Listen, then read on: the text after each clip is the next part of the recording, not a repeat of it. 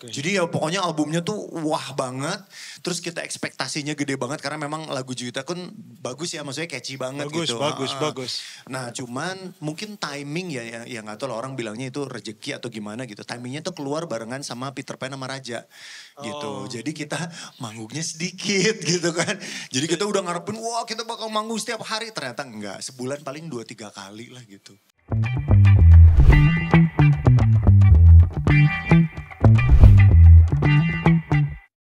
Halo semuanya, kita ada di acara Cardinal Music Space.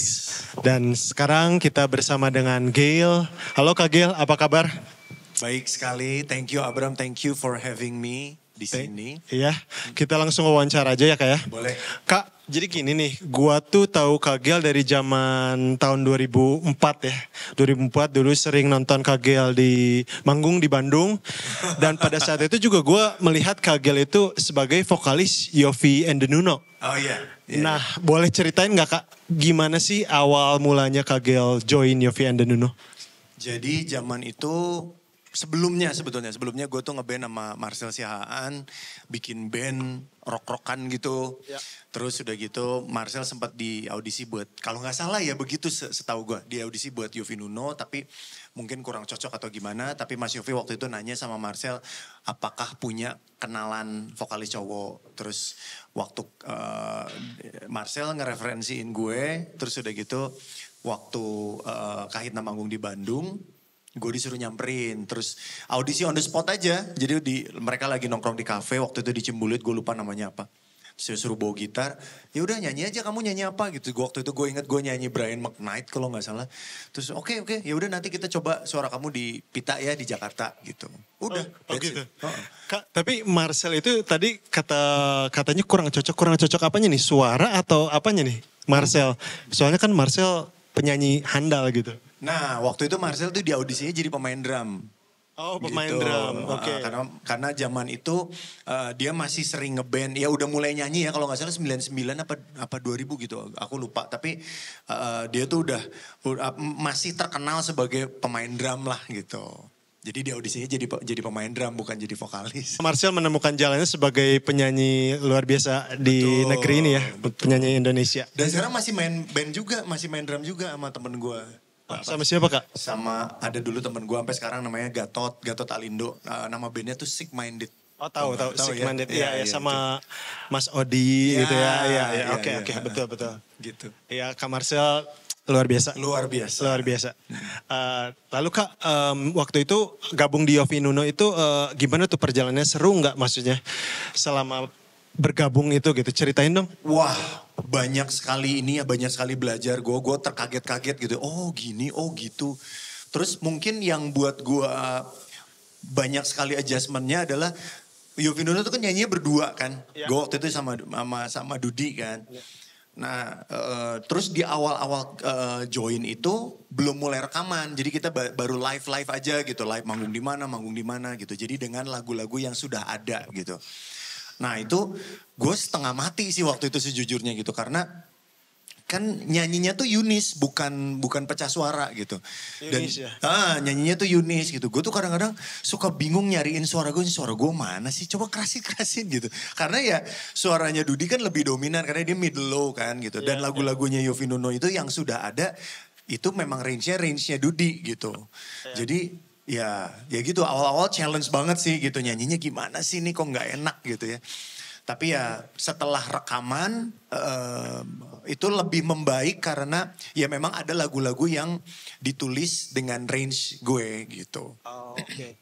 Jadi Dudi itu vokalis pertamanya Yovie Nuno? Vokalis pertama dan dia bertahan sampai berapa album gue lupa sih, tapi ya sama Dudi. Sebelum Kak Gail join itu vokalis cuma satu atau gimana tuh Kak? Sebetulnya ada Ogi Tik Band. Tadinya mereka tuh berdua tapi Oginya udah sama Tik. Jadi ya udah mau gak mau Dudi sendiri. Terus sempat dulu sama Mas Heri Romantic Four. Tapi Mas Heri juga kan punya band sendiri. Jadi akhirnya makanya Mas Yovie cari vokalis keduanya gitu. Oke. Ya gitu.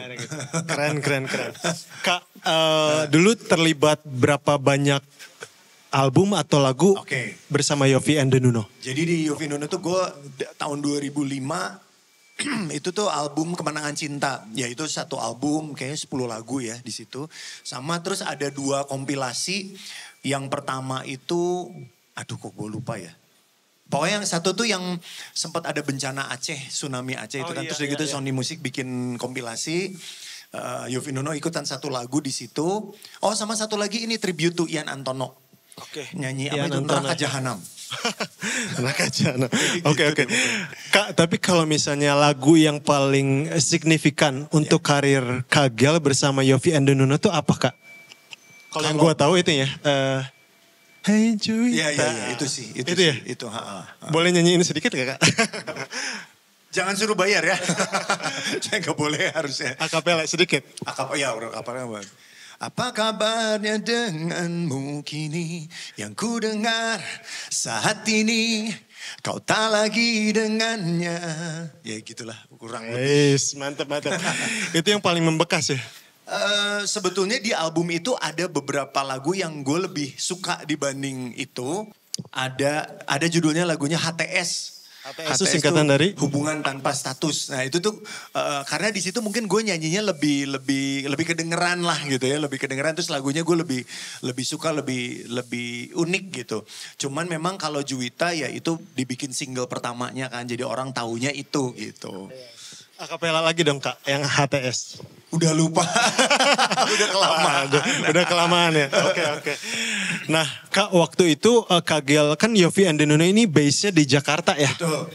Dulu Kagel domisili di Bandung. Iya. Pulang pergi atau gimana? Pulang Kak? pergi. Challenge ya, kali itu, kadang-kadang Kak? nginep sehari 2 hari kalau ada keperluan lah. Kalau maksudnya acaranya manjang, gue nginep di rumah tante atau di rumah nenek gitu. Di Jakarta. Ada kadang di Jakarta, kadang di Bogor.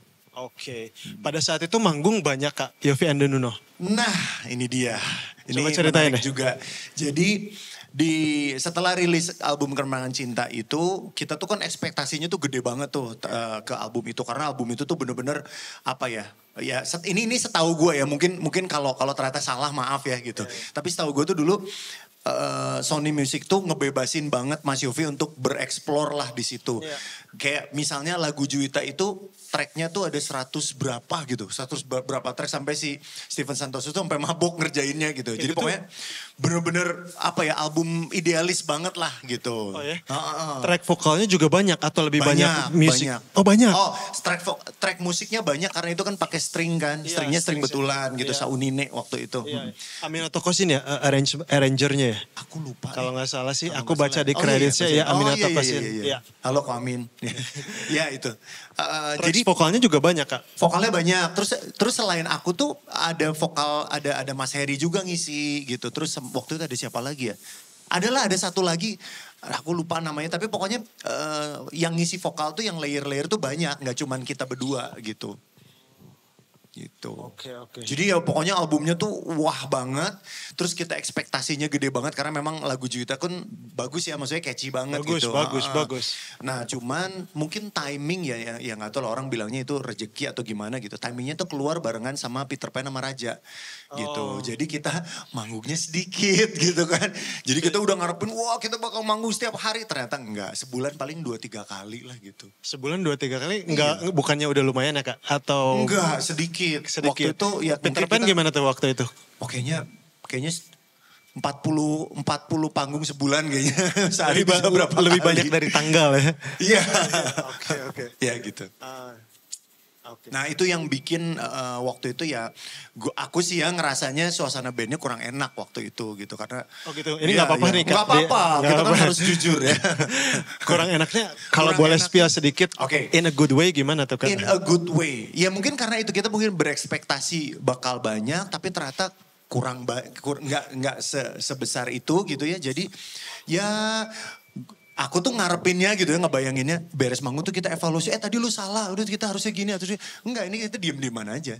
Ya udah gitu, diam aja gitu. Jadi iya. Tapi hubungan antar personil bandnya, is it good atau gimana Kak? Sebetulnya nggak ada masalah sih, nggak ada masalah. Cuman maksudnya nggak Ya mungkin gitu, aku juga punya ekspektasi gitu ya, kebayangnya tuh ngeband tuh yang kita tuh yang deket, terus gak usah main musik duduk-duduk doang tuh udah happy gitu. Ya aku tuh ngebayanginnya gitu, ternyata waktu itu tuh gak kayak gitu gitu. Waktu itu ya lebih kerasa kerja ya gitu, waktu itu. Tapi Kak, kalau aku misalnya melihatnya tuntutan dulu juga aku kan ngeband gitu. Ngeband itu ada saatnya happy, tapi ada saatnya begitu kita masuk ke dunia pekerjaan tuh Ya. jadi pressure-nya, the pressure is on gitu Kak. Ya, Betul gak sih? betul, Jadi kayak betul. semuanya tuh kita harus perfect, harus maksimal Betul. dan akhirnya mungkin itu yang membuat fun-nya lebih sedikit hilang. Tapi Nah. bagaimana kita membuat kita diri sendiri baik lagi supaya tetap fun-nya ada nih gimana nih kita yang harus berusaha kan, betul gak sih Kak? Iya. Nah biasanya funnya itu tuh bisa terbantu kalau suasananya tuh enak gitu di antara kita. Jadi ada pressure tapi kita yang saling support nih satu sama lain. Jadi suasananya tuh tetap enak gitu. Kalau waktu itu bukannya nggak enak, cuman maksudnya mungkin ya itu nggak terlalu dekat satu sama lain. Karena kan memang Yofi Nuno tuh 2 Surabaya, 2 Bandung, 2 Jakarta waktu itu ya. Ngumpulnya gimana tuh Kak? Ngumpul, Dari ya, Surabaya ngumpulnya terbang gitu. Iya, Yang iya, dari iya. Surabaya siapa? Yang dari Surabaya tuh Dudi sama Ersta, pemain bassnya. Oke. Ersta sampai sekarang masih bantuin Yofi Nuno jadi additional. Terus ada dulu lagi zaman aku awal-awal tuh Mas Rere ya main drum. Iya, Sebelum Mas Gary. Terus mereka ya dari Jakarta ya. Terus aku sama Kang Diat dari Bandung. Gitu. Ketemunya juga mungkin cukup sulit ya Kak ya? Ketemunya karena kita ada acara gitu. Jadi kita memang jarang ngumpul as a band ngumpul hangout tuh agak jarang memang gitu. Kalau misalnya yang jadi leadernya itu lebih ke Mas Yofi ya, Mas bikin Yofi, lagu Mas semua Yofi, ya, ya, semua. arrangement semua bener-bener. Jadi Semua semua Mas Yofi. personil ikut aja atau Iya, gimana kita tuh Kak? instrumen. Oh iya? Iya. Maksudnya boleh nggak bersuara misalnya Mas Yofi ini kayaknya gini nih gitu boleh nggak tuh? Sejauh itu ya aku seingat aku ya mungkin udah lama banget. Kayaknya sih enggak ya, memang kita semua ngikut sih. Kita semua ngikut, kita percaya ya udah Mas Yofi di situ tugasnya komposer, arranger, leader juga waktu di panggung gitu. Dan Mas Yofi sangat capable untuk menjalankannya. Sangat ya? sangat. Maksudnya Kita nggak percaya. pernah ada yang miss atau dari beliau gitu atau gimana tuh Kak? Atau semuanya tuh keren gitu, Yofi Widianto. Seingat aku sih iya ya. Seingat aku mungkin waktu itu juga aku tuh masih yang gitu, masih banyak yang terkagum, terkejut-kejut gitu lah. Masih baru, itu band industri pertama aku soalnya kan. Gitu. Tapi cita-cita Kak Giel sendiri tuh di dunia musik tuh memang pengen ngeband, punya karya atau gimana Cak? Sekalian boleh sharing ya? Oke, sampai sekarang walaupun ini aku udah coba berapa kali ya, mungkin 6-7 kali lah bikin band. Tapi belum berhasil, maksudnya belum berhasil tuh dalam arti belum bisa sukses dan setenar yang dibayangkan gitu ya. Ya itu, tetap masih punya impian pengen punya karya, pengen ngeband dan project solo juga iya. Ya mungkin nanti sama Abra mungkin. Semoga Cardinal Music Space ini bisa maju dan kita sama-sama maju ya. Iya, Termasuk amin. brandnya juga ya. Betul, Iya, termasuk brandnya juga. Terus setelah itu gimana Kak Giel? Akhirnya resign atau gimana Yes. Kak? Gimana? Jadi 2006 itu setelah promo, kayaknya setelah promonya Kemenangan Cinta selesai, itu aku tuh resign dari Yofi Nuno. Ngomongnya gimana Kak? Ngomongnya Gue cabut ya atau gimana tuh? Jadi waktu itu gue ingat abis manggung sih. Abis manggung terus udah gitu. Aku tuh bilang, Mas kayaknya aku pengen coba sendiri dulu. Aku bilang gitu, aku pengen coba sendiri. Aku lupa bilangnya apa ya waktu itu. Tapi itu udah dari hati terdalam gitu Kak atau gimana? Saat itu tuh mungkin masih muda kali ya, masih nggak ngerti gitu. Masih nggak ngerti, jadi pertimbangannya tuh cuman sedikit gitu. Cuman Apa tuh Kak? Misalnya aku tuh kan sebetulnya dulu seneng nulis lagu juga gitu. Oke. Tapi di situ tuh nggak bisa. Karena itu di situ kan Mas Yofi yang proyeknya Mas Yofi, jadi aku tuh ngikut gitu. Nah, pengen punya karya juga sendiri, tapi ya kalau di sini nggak bisa, ya udahlah gue bikin sendiri aja lah. Gitu sedangkal itu mikirnya gitu, cuman gitu doang. Tapi nggak pernah terpikir project sendiri jalan, project Mas Yofi jalan pada saat itu atau gimana?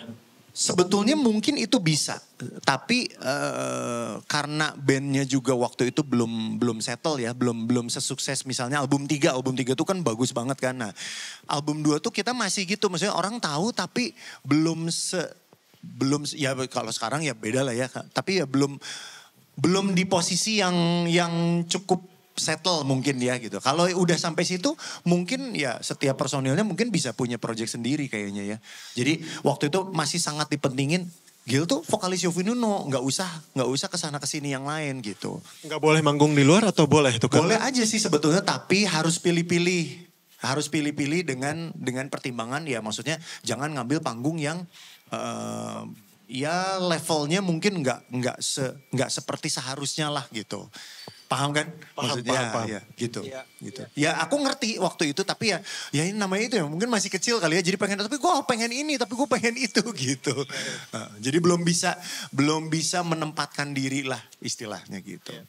Apakah ada penyesalan atau gimana Kak? Rasa syukur atau gimana? Sebetulnya dibilang nyesel ada sih setelah itu ya, maksudnya setelah gue resign terus udah gitu mereka bikin album lagi, vokalisnya jadi Dikta dan hits yang sama Echa Sumantri itu apa sih judulnya? Menjaga Hati. Biarkan ya, aku itu. menjaga. Itu kan bagus banget dan itu mereka tuh naik banget di situ, setahu aku ya, mereka naik banget di situ dan di situ ada sih gitu, aduh gitu. Gitunya tuh ada, aduhnya tuh ada gitu. Tapi kalau lihat ke perjalanan gue sendiri, gue tuh ingat gitu, oh iya ya, kalau gue tetap ada di situ, gue nggak bisa dapat ini banyak juga gitu yang gue dapat apart from di situ gitu. Pasti. Jadi dibilang nyeselnya mungkin bukan karena ya nyesel mungkin. Coba kalau gue stay, mungkin nggak ya gue bisa ngejalanin ini, tapi gue tetap di situ juga gitu. Ada sih gitunya. Oke. Pengen nggak kolaborasi sama siapa atau lebih pengen ngejalanin project solo? Gimana tuh Kak? Kalau sekarang setelah setelah itu gue nyoba sendiri juga kan, tapi belum berhasil. Terus makin kesini makin lihat bahwa oh ternyata memang bagus ya kalau kita bisa kolaborasi sama orang lain gitu. Ya, Kolaborasi ya. Kolaborasi. Nah berarti kita kolaborasi itu sangat diperlukan ya pada keadaan sekarang ini ya kayak betul. Karena ya itu Kenapa maksudnya kalau gue ngerasanya ya gue dengan misalnya musik gue, karya gue gitu ya, belum tentu ya gue juga sejujurnya nggak terlalu ngikutin musik sekarang seperti apa, harus kayak gimana gitu ya. Gue bermusik dengan cara gue sendiri gitu ya. Tapi untuk bisa diterima kita mesti bisa lihat juga yang sekarang orang suka tuh apa sih gitu. Ya, dan betul. mungkin ya kolaborasinya ke arah sana gitu. Jadi kita juga melek oh kayak gini ya, dibawa kayak gini ya, dibawa kayak gitu supaya orang bisa lebih banyak terima yang sekarang gitu. Mungkin seperti itu kali ya. Tapi kita juga mungkin perlu memperhatikan pasar di Indonesia, pasar di dunia tuh yang dicari oleh audiens tuh apa ya? Yang dicari oleh pendengar. Dengan itu kita bisa mendeliver karya yang mungkin bisa relate ya dengan audiens kita. Itu sih. Kagel lagi pakaiannya keren nih. Walaupun agak beda sama style Kagel zaman Yovie and the Nuno ya. Oh iya jauh banget. Jauh ya. Nah pada saat itu sama pada saat sekarang apa yang membuat Kagel berevolusi di trend fashion Kak? Aku tuh dari zaman dulu sampai sekarang berubah-berubah terus sih. Jadi nggak pernah punya bukan nggak pernah punya, maksudnya nggak pernah mau aku tuh kayak gini gitu, harus kayak gini terus gitu, enggak sih. Jadi aku memang ada masa-masa aku tuh bajunya etnik terus gitu. Referensi dari siapa etnik tuh Kak? Nggak tahu, suka aja gitu gitu. Jadi suka yang yang ukir-ukir, yang bordir gitu, yang warnanya tuh warna bumi gitu. Tahun berapa tuh? Itu 2000 sekian kayaknya, itu sebelum dan setelah Yofinuno masih kayak gitu sih gitu. Terus udah gitu makin kesini mungkin makin yang colorful gitu. Jadi sesuai zaman ya sekarang. Nah justru sekarang tuh kan monokrom ya. Maksudnya sekarang lagi ke monokrom. Betul nggak sih? Audiens. Betul lagi ke monokrom. Nah aku justru lagi belajar untuk monokrom. Udah lu tuh monokrom aja, jangan warna itu jangan yang heboh gimana. Oh iya deh gitu. Kalau ini cukup monokrom ya kayak hijau, putih. Boleh diceritain nggak? Maksudnya pakaian dari mana nih? Aku lagi pakai kardinal. Dan kardinal ya? Iya kardinal. Sejujurnya tuh aku sampai kemarin akhirnya aku mampir ke store-nya. Ya aku dari dulu tahu lah ada brand kardinal, tapi nggak pernah berpikir untuk masuk ke sana dan pilih-pilih di sana gitu. Karena mungkin kenapa tuh Kak? sekilas dari yang di apa namanya di visual apa tuh yang di depannya tuh yang di visual ya. yang di etalasenya gitu loh ya. Kayaknya bukan style gue ya gitu. Tapi itu bertahun-tahun yang lalu gitu. Jadi setelah waktu itu gue punya image seperti itu, udah nggak pernah mikirin Cardinal lagi. Berarti branding itu penting ya Kak, branding dan visual ya. Betul, visual penting banget. Visual, kalau boleh kasih masukan pada saat itu apa tuh Kak yang membuat Kak Giel bilang, oh Cardinal ini bukan gua nih. Oh gini, ya. Jadi zaman itu ya seingat gua, Cardinal itu jeans, terus atasnya tuh kemeja. Jeans dan kemeja ya. Pokoknya image gue tuh gitu, nggak tahu bener apa enggak ya. Tapi saya ingat gue tuh itu Cardinal tuh jeans dan kemeja. Nah, tapi gue tuh udah punya brand preference yang lain gitu. Apa tuh Kak? Misalnya, boleh sebut ya? Boleh. Oh, ya misalnya Levi's gitu. Misalnya, Levi's. nah, karena jeans kan, gitu. Ya udah Levi's gitu kan. Maksudnya kenapa gue harus pilih yang lain gitu? Ya, waktu tapi itu. Aku jadi mau share sedikit ya. Ya. Jadi aku tuh juga melihat Cardinal tuh pada lihat, oh ini kenapa gini, desain ya. Tapi setelah aku pakai ya, langsung loh istriku, wah gila, kok jadi bagus terlihatnya katanya. Kakinya jadi bagus, kakinya yang tadinya biasa jadi bagus gitu. Tapi nggak tahu, menurut Kak Giel sendiri, your honest opinion, tell me your honest opinion. Karena aku tuh kan sebetulnya orangnya agak males mencoba ya. Jadi kalau yang udah tahu itu ya udah itu aja gitu. Nah jadi memang harus Levi's, kepaksa kayak gini gitu. Kepaksa, cobain Cardinal. Oke, terus aku masuk ke store-nya. Di mana store-nya? Store-nya di Bandung Indah Plaza. Oke, terus gimana ceritain pengalamannya? Nah begitu masuk, oh ternyata bagus ya. Ternyata nggak seperti yang dulu gitu. Nggak seperti yang image aku dulu yang bertahun-tahun lalu itu gitu. Oh ini ada yang Korean style juga. Terus aku tuh memang waktu itu kan pengen cari yang kargo gini kan gitu. Aku pengen celana kargo. Ya udah nih aku ambil yang ini. Terus warnanya juga aku suka ya lagi ceritanya lagi belajar monokrom kan. Begitu dipakai aku kaget loh. Kok ini 7/8 kok keren gitu kan. Aku pikir tuh ya biasa aja gitu. Celana panjang gitu kan. Ternyata 7/8 terus yang buat aku, yang bikin aku impress banget kan bahan sih. Bahan ya? Bahannya tuh bagus banget. Yes, karena gini Kak, Cardinal itu sebetulnya yang paling dijaga itu quality-nya. Jadi kayak bahan itu, jadi bahan-bahannya tuh dipakai supaya memang benar-benar tahan lama. Bagus kualitasnya.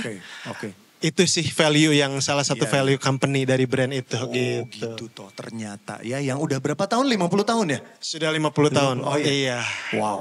Wow, itu udah lama banget ya 50 tahun tuh kalau bisa bertahan selama itu dan apalagi sekarang juga ngikutin zaman ya, maksudnya ini kekinian banget. Gue nggak pernah pakai baju sekekinian ini sejujurnya.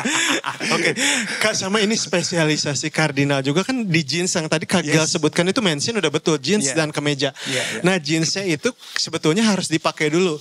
Begitu dipakai dia bisa bikin kaki orang jadi lebih bagus Kak. Mau dong. Kaki manusia itu jadi lebih bagus. Oh gitu ya? Iya, setuju. Cutting ya jadinya. Cutting, pola. Betul begitu ya, tim ya gitu sih Kak.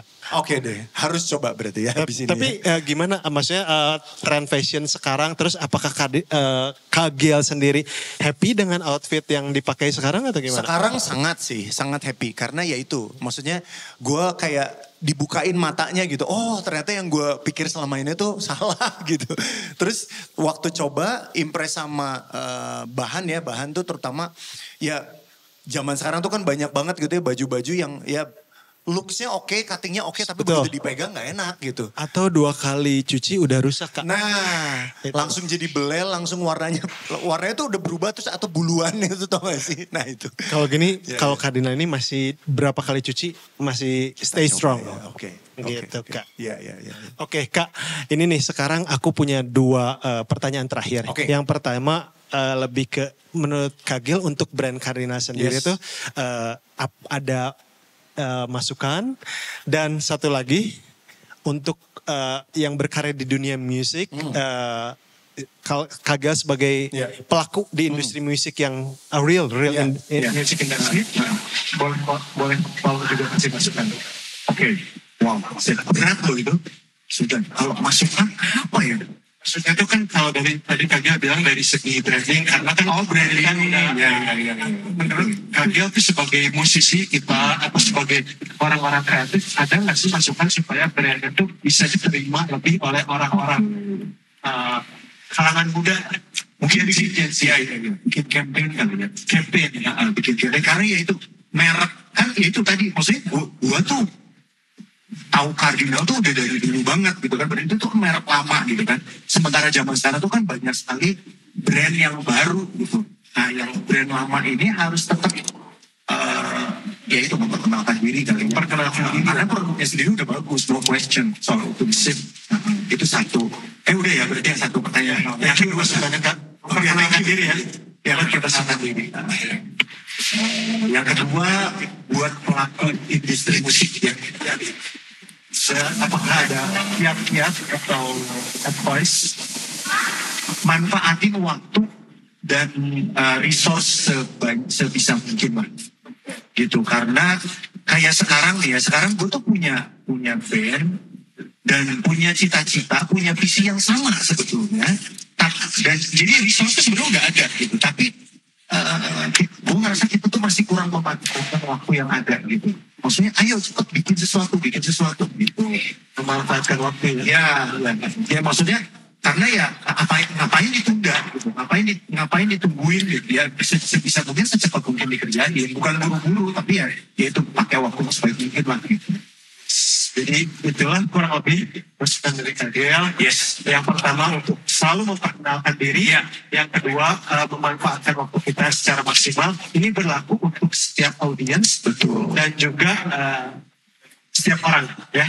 Semoga kita semua makin sukses. Okay. Thank you once again Kagel. Sama-sama, thank you juga. Thank you, gue senang banget ada di sini. Thank you.